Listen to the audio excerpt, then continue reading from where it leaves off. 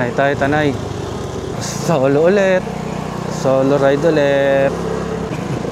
Buubos lang tayo ng oras doon. Kape. Kape. Tapos kwentuhan ulit. So, pag-usapan natin yung pagtulong. Kasi yung alam na natin alam na natin kasi yung salitang pagtulong. Alam na natin yung katagang to give and to receive. Lagi natin naririnig yun eh. To give and you shall receive. Lagi yun. Pero how it works ba? Paano ba siya gumagana? Paano ba dapat ginagawa yung ganun kataga? Di ba? Kasi tayo as tao, di ba? Sanay lang tayo ng especially Bible verse. Mabasa tayo ng Bible verse. And then iintindihin na natin in our own way, di ba? Kung ano na lang yung pagkakaintindi natin. Pero hindi natin alam kung paano talaga ba siya nag-work. So ngayon, umpisahan natin dun sa to give and to receive. To give and you shall receive, di ba? Alam naman natin yun, matagal na yung wordings na yun. Pero bakit sa iba hindi nag-work? Di ba? Bakit? Ganun kasi ako eh. Pag titingnan ko yung let's say, isang tao, titingnan ko, bakit ganun ba yung pamumuhay niya? Bakit parang mas sagana yung pamumuhay niya compare sa ibang tao or compare na lang sa akin? Laging ganun. Laging may question mark sa ibabaw ng ulo ko eh. Bakit ganun? Bakit? So yun, Saturday ngayon, usually we spend time sa labas kasi siyempre 5 days ka nag-work, diba? And kahit ba 8 hours ka lang nag-work, yung another hours mo, diba? Yung pinapahinga mo para sa trabaho. So wala kang time para gumala, wala kang time para gawin yung mga personal thing, mga personal stuff. So talagang weekends lang siya. Weekend mo lang siya magagawa, weekends lang. Pwede nga lang Friday, Saturday, Sunday, di ba? Tapos 4 na araw na pasok. Pwede lang gano'n. Mas masaya, di ba?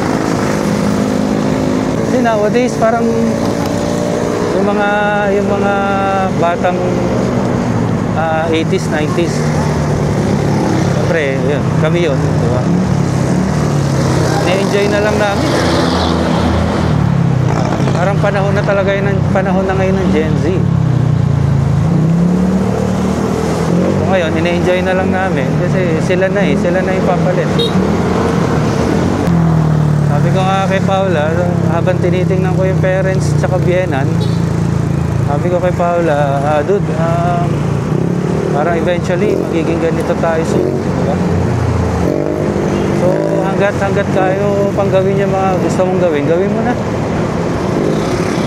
Sabi nga nila eh, there's no guarantee of tomorrow. Wala talaga eh. Wala makakapagsabi. So ang buhay nga daw, parang biyahe. Alam mo yung destination mo, pero hindi mo alam kung anong mangyayari in between. Hindi mo alam kung anong mangyayari sa biyahe. So kaya meron tayo tinatawag na biyahe ng buhay. Yung journey. Paano mo ginawa yung buhay na yun? So yun, wala na. Pero na-share ko lang ng konti. Tagal-tagal pa naman yung biyahe natin. Pwede pa tayo mag-share about sa topic natin na pagtulong. So in 4.8 kilometers, turn right. So I assume dito na to sa may Marilake.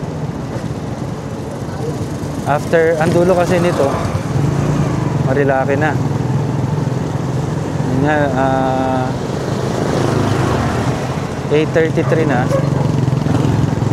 Sayang, di nakikita sa watch yung ano. Nasa cellphone lang kung anong oras ay makakarating.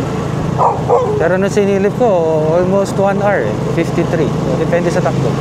Gagano, nag-aalat na ako ng konting minuto or konting oras. So, we assume na 1 hour. So, mga 9:30. Diba? So again, dun sa nasabi ko sa mga previous video, dalasan natin yung pagra-rides. kung bihira ka magmotor, kung bihira ka magmotor, at least every weekends, gamitin mo yung motor mo sa malalayo para magamay mo mismo yung mga motor mo. Yun nga, dahil napag-uusapan namin yung mga malalayo na, siguro after nito, nag-uusapan ko Tagaytay or Baguio. Pero, sana Baguio. Kasi kailangan kondisyon yung lahat ng bagay. Prepare yung dapat i-prepare, di ba? Okay, balik tayo sa topic natin ng pagtulong kasi pagdating natin sa Marilake, hindi na tayo masyado. Siyempre, focus na tayo doon. Sana lang walang masyadong kamote. At ilayo tayo sa kahit anong sakuna. Humingi tayo ng guidance. Dapat nabayan tayo palagi. Especially dito sa rides natin na to. Okay, yung pagtulong. Tulad niya, nabanggit ko kanina. Naghatid tayo ng gamot sa parents ko, dyan sa Golden City sa Taytay. Galing kami ng Angono. Okay, short story lang. Yung biyenan ko kasing lalaki, siya yung tumutulong. Si Daddy Raul, siya yung tumutulong sa amin pagdating sa pang-araw-araw. Siya yung nagluluto ng lunch. Siya nag-aasikaso sa mga bata. Sa baon. Tapos lunch namin, sa dinner. Kasi nga, trabaho kami. Panggabi, diba? Siyempre, pag panggabi ka, tulog ka sa umaga. So, kinakaya na lang din namin na asikasuhin yung mga bata. Pero pinili ng biyena namin na magstay sa amin para matulungan kami. Okay, so pagdating na every Friday, hinahatid namin si Daddy Raul, si biyenan kong lalaki, sa Angono. Hinahatid ni Mrs. So ngayon, kami ni Ram, sumunod kami doon. May lakad kasi sila Ram ngayon saka yung mga pinsan niya. So ngayon, dinala ko na yung gamot sa Angono. Hindi from Angono. Doon na nanggaling yung gamot. Binigay ko sa biyenan ko. Binigay ko sa parents ko. Kasi, nag-maintenance na siya. Mayak pa ako dito. So, nag-maintenance na siya. Yung kidney niya, hindi na nag-work yung isang kidney, I think. Hindi na nagpa-function properly. So, isa na lang yung inaalagaan. So, kami naman ni Paula, hanggang sa makakaya namin, kami yung may capable na magtrabaho, tinutulungan namin yung parents ko, at saka tinutulungan namin yung parents niya. Yung parents naman niya, nag-maintenance din kasi diabetic. So, yun. Tulungan, yung ate ni Paula, tumutulong din sa gamot sa parents niya. Tapos kami na ni Paula doon sa parents ko naman. Kinita ko si Daddy. Nagulat siya, nakamotor lang ako. So yun, kwento-kwento, konting kwentuhan. Napansin ko, napaparami na yung kwento, hindi na ako halos makaalis, ganun naman lagi. Ganun naman lagi si Daddy. Nagkukwento ng madami para, di ba, matagal kayo magkasama. So, pinigil ko na siya. Sabi ko, magkakapi pa ako sa Tanay. Sabi ko, sige na. Hiwa-hiwalay muna tayo. So, bukod dun sa gamot, nagbigay tayo ng konting pera. Diba? Bahala na kung saan nila gagamitin. Sa konting tulong. Again, tulong ulit. So, huwag na nating indahin yung ganun. Basta tumutulong ka, maluwag sa loob mo. Maluwag sa kalooban mo ang pagtulong. Babalik at babalik. Ngayon, yung iba, hinihirit. Bakit ako tumutulong naman ako? Bakit hindi naman bumabalik? Sabi naman nila, parang sila sabi, bakit gano'n? Tulong ako ng tulong, walang bumabalik. Akala ko ba, meron tayo tatawag na quotation na quote na to give and you shall receive. Okay, yun nga, alam natin yung word, pero hindi natin alam kung paano gawin, paano nangyari. To give, kulang pa kasi yun tumulong ka ng maluwag sa kalooban mo. Diba? Ng maluwag sa puso mo. Nang hindi napipilitan. Sabi nga sa palagi naririnig namin tuwing teksto, hindi naman tuwing teksto, madalas. Diba? madalas na narinig na sa teksto, pagbigay, tumulong ng naayon sa pasya ng puso or sa kalooban mo. Kung maluwag sa puso mo, maluwag sa kalooban mo, yung pagtulong, yun yung tinatawag na, tunay na tinatawag na pagtulong. Ayun, yung susunod na sinasabi na, and you shall receive. Automatically, kapag hindi ka nang hingi ng kapalit, basta ang intention mo lang ay tumulong ka ng maluwag sa kalooban mo, huwag kang mag-e-expect. Yung sinasabi na, and you shall receive, totoo yun. Pero huwag kang mag-e-expect. Kasi once na nag-expect ka, ibig sabihin, tumutulong ka pala dahil gusto mo yung kapalit. Diba? Yung kapalit, nangyayari yan kung tunay or maluwag sa kalooban mo yung pagtulong mo. Diba? So, ngayon, paano ba magiging maluwag? Ang dami, no? Ang dami nangyayari. Okay, alam na natin yung pagtulong. Alam na natin na dapat maluwag sa kalooban natin. Ang susunod na tanong, paano magiging maluwag? Diba? Paano magiging maluwag sa puso or okay lang sa damdamin mo na pagtulong? Ang ginagawa ko sa part ko, hindi ko naman sinasabing ito dapat. Sinishare ko lang doon sa end namin, sa experience namin ni Paula. Lalo ako, sinare ko pa kay Paula. Sabi ko, nagbigay na lang ako ng example kasi kailangan lahat ng explain mo, dadaan mo sa example para sila na lang yung umintindi or baga in layman's term, di ba? Okay. Let's say meron kang 1,000 pesos. Meron kang 1,000 pesos. And yun na lang yung pera mo. Okay?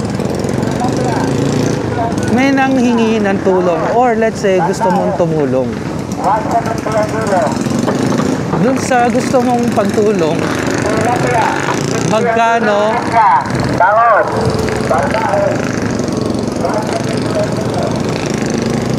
Okay, lagay na lang natin sa ratio. Kung meron kang 1,000 pesos, let's say, pera mo, yun na lang ang pera mo, and gusto mong tumulong. For some reason, may nakita ka, biglang kinatok yung puso mo, gusto kong tumulong, diba? Out of 1,000, magkano yung pwede mong itulong nang hindi masakit sa puso? Meaning, hindi sasagasa sa budget mo. Kasi madalas ganun. Nag-aalala tayo kasi baka mawalan tayo ng budget soon, mawalan tayo ng budget in the future. Paano yung ganito, paano yung ganyan. Again, ikaw nakakaalam dun sa 1,000 mo. Ulitin ko, dun sa 1,000, let's say, nag-alat ka ng 10 pesos. Kapag namigay ka ba ng 10 pesos na gusto mong tulungan, hindi sa pamimigay, parang tulong, gusto mong tulungan, hindi yung parang, gusto ko matagdagay 1,000 ko, bawasan ko to ng 10 pesos, babalik naman daw to, basta pamigay ko to, ganyan. Hindi ganun. Dapat, sino yung gusto mong tulungan? Baga, may mapupuntahan yung 10 pesos mo. And at the same time, maluwag dun sa kalooban mo. Diba? Okay. Let's say, nagbitaw ka ng 10 pesos, tumulong ka ng 10 pesos. Masakit ba dun sa 1,000 yun? Out of 1,000, masasagasaan ba yung budget mo kapag tumulong ka ng 10 pesos? Diba?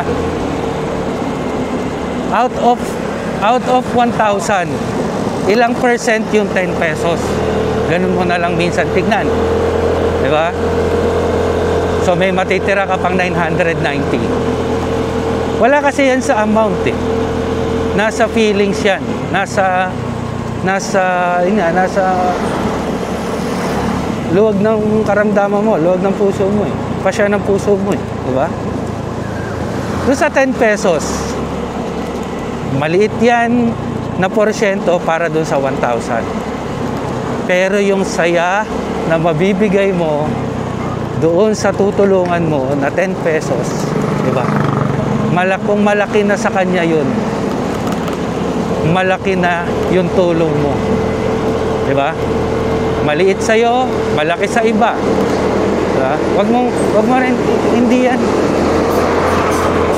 yan parang one way lang. Two way yan lagi. Masaya kang tumulong, masaya din yung natulungan mo. Diba? Malaking bagay sa kanya yun. And then leave it there. Okay na yun, ganun. Yaan mo na.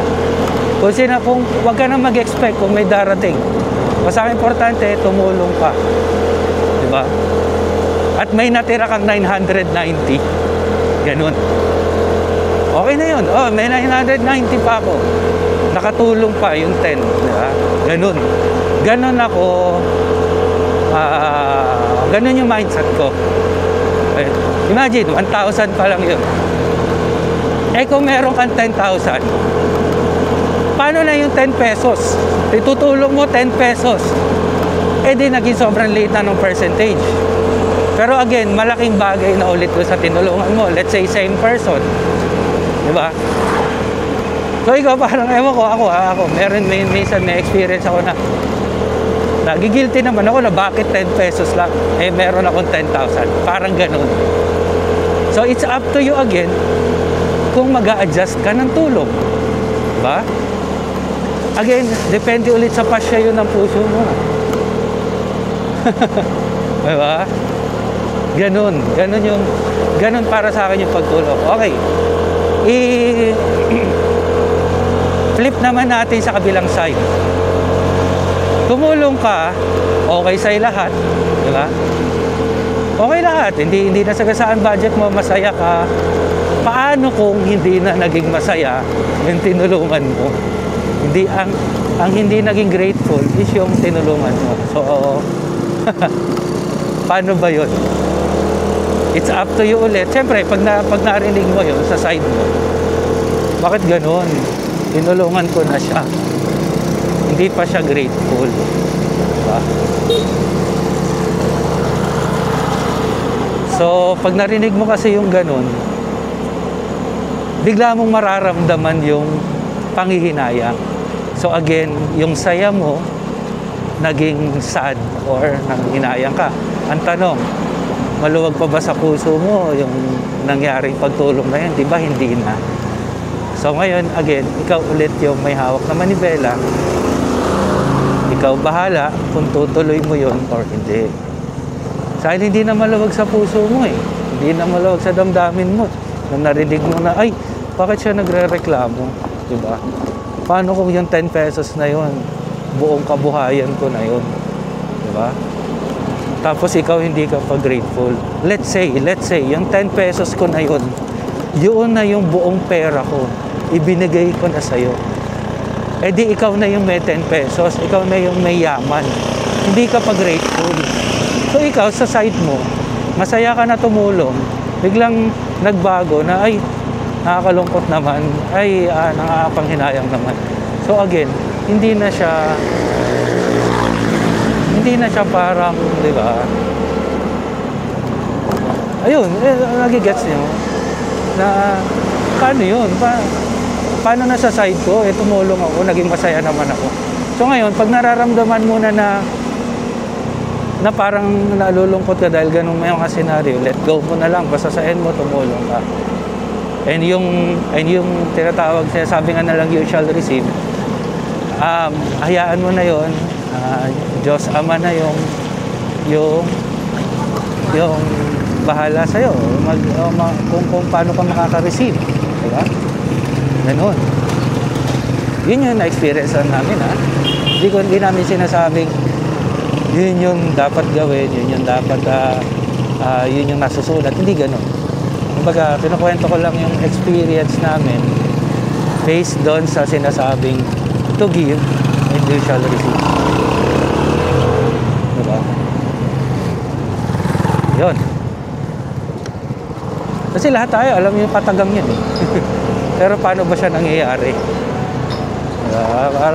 Parang sabi ng Diyos, iiwanan ko kayo ng ganitong kataga. Kayo nang bahalang umintindi. Kaya tayo may utak. Bibigyan ko na rin kayo ng utak. Di ba? Bibigyan ko kayo ng utak para mag-isip, bibigyan ko kayo ng mga kataga or mga coach, kayo nang bahalang mintindi at maka-experience na. Parang yung mga 10 Commandments. Di ba? Alam naman natin lahat yan eh. Pero ginagawa pa rin natin. Ang importante, ano yung nagiging resulta? Diba? Laging yung resulta eh. Diba? So, balik tayo doon sa to give you shall receive. Or yung pagtulong. Kung mapapansin nyo, yung to give, yun yung action. Ang result, yung to receive. Diba? So, give ka ng give, yun yung action mo. So, makikita na lang sa'yo ng ibang tao, ang resulta ganito eh. So, yun yung and to receive, di ba? Yun lang. Bigla ko lang napansin. Biglang sumagi sa isip ko ngayon. Oo nga, no? Yun yung action or cause. Ito yung effect. Yung cause, yung pagtulong, and yung effect, and yung receive. Diba? Susunod, mga susunod na videos, yung sign naman ang pag-usapan natin. Yung sinyales. Yan. Mga sinyales. Anyway, so yun. Sana naintindihan ako doon sa explanation ko ng to give you shall receive. Kasi sayang eh, kung hindi tayo magbe-benefit, kung hindi ikaw yung magbe-benefit, sayang yun. Yung iniwan sa atin na katagang to give you shall receive. So, grateful talaga kami sa lahat na nangyayari sa buhay namin. Hindi yan para ipagyabang. Kaya ngayon sinishare ko yung mga experiences. Yun na lang yung masasabi ko. Or kaya ko i-share experiences. Diba? Para at least magamit nyo sana and mag-work din sa inyo. Kasi syempre, minsan nagamit nga, pero hindi naman nag-work. Diba?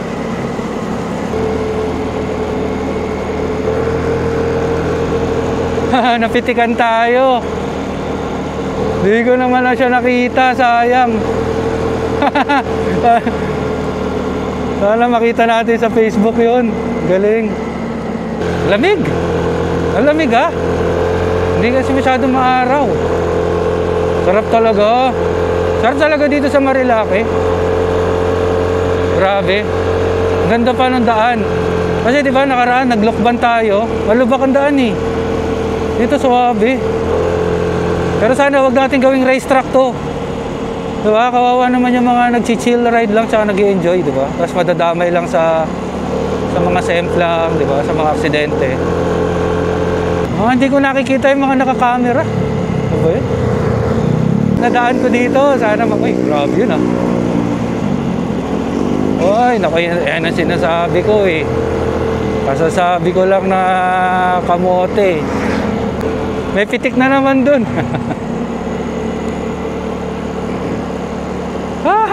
Ang dami ng pitik. Ang saya.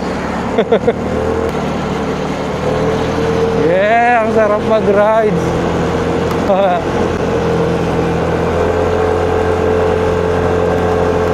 Sayang kasi ang plano ko, kapag nakita ko yung mga nagka-camera, gagawin ko yung joke time.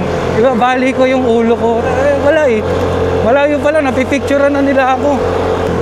Subscribe na lang kayo guys ha. Kapag nagugustuhan nyo yung mga topic. Para yung ibang topic masubaybayan nyo. Marami pa tayong dapat i-share. So, dahil araw-araw nating hinahatid sundo si Ram, nasasanay na rin yung driving natin kapag may angkas. Pero syempre, pag mga long ride, mas maganda yung walang angkas. Magaan, syempre.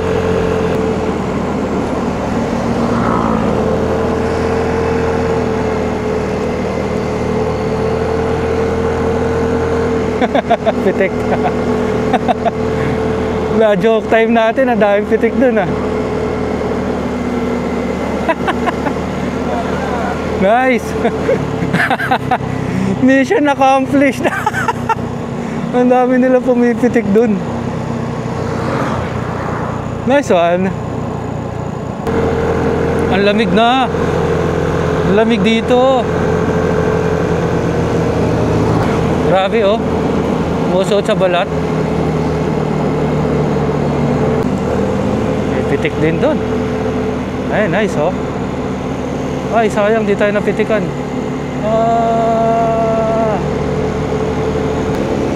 Dami namimitik. Pag nagka-camping kami, dito kami kumakain. Wala, sarado na. Yun. Iniba yung daan. Okay. Dito yung dating tambayan. Walang checkpoint ngayon Meron ba? Meron. Meron pa rin.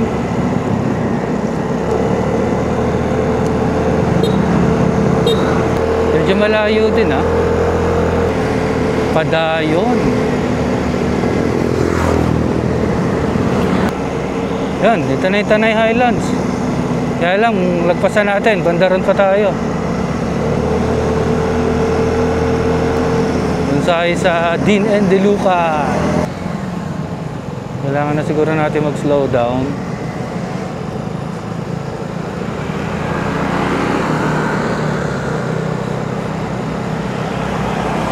Mamaya pa uwi dahil hindi na... Ayun, magkadikit lang. Ano ba yan? Sige nga.